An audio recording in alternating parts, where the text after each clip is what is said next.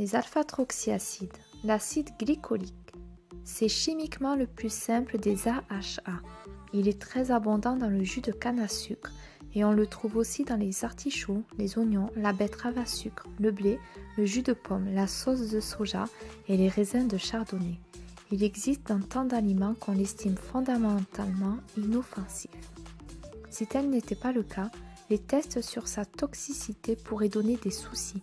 Par exemple, on a observé un arrêt de la croissance et un mauvais fonctionnement du rein chez des rats qui ont mangé de l'acide glycolique. C'était en effet des rats albinos et l'acide glycolique constituait 2% de leur alimentation. C'est pourquoi, pour eux, les conséquences ont été nocives. Néanmoins, de tels résultats excluraient automatiquement l'usage d'un nouveau produit conçu pour l'homme, quand bien même il serait capable de supprimer les rides. L'acide glycolique est vendu par ses fabricants sous forme de solution à 70%. Il a différents usages. Il est particulièrement efficace pour le nettoyage du cuivre. Dans le traitement de l'eau, il agit comme anticalcaire et il est utilisé dans les teintures et dans la fabrication de divers produits tels que les cols. Un de ses dérivés, le glycolase de benzyle, est un insecticide utilisé notamment contre les moustiques. Seuls les dermatologues et les médecins qualifiés peuvent utiliser des solutions à dosage industriel d'acide glycolique pour réparer les ravages de l'acné ou pour traiter l'eczéma.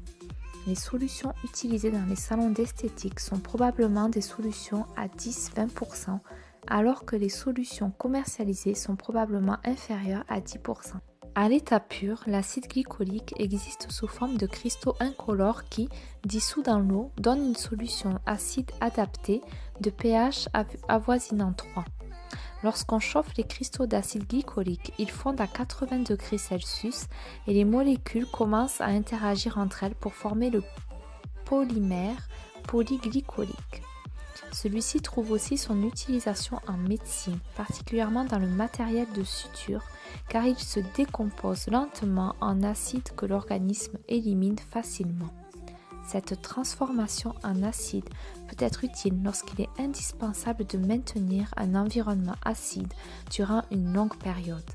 Mais derrière l'usage de l'acide glycolique pour la réduction des Indes, existe-t-il un vrai fondement scientifique? Peut-être. Cet acide en particulier est capable de traverser les parois des cellules car il est le plus petit des AHA.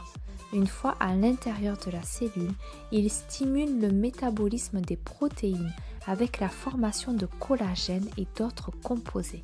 Cela revigore la cellule et lui donne une apparence plus jeune. Ce qui est plus évident, c'est que cet acide favorise l'élimination cellule morte de l'épiderme qui met en évidence une peau d'apparence plus jeune. Quand il est utilisé à plus forte concentration par des spécialistes, il peut même conduire à la synthèse d'un nouveau collagène. On recommande aux fabricants de crèmes cosmétiques contenant de l'acide glycolique de ne pas incorporer plus de 4% tout en sachant que, pour être efficaces, elles doivent en contenir le double. Si vous êtes tenté d'utiliser des crèmes à concentration plus élevée, testez-les d'abord sur une petite surface de la peau et observez la réaction. Rougeur, irritation ou picotement indiquent que vous devriez y renoncer.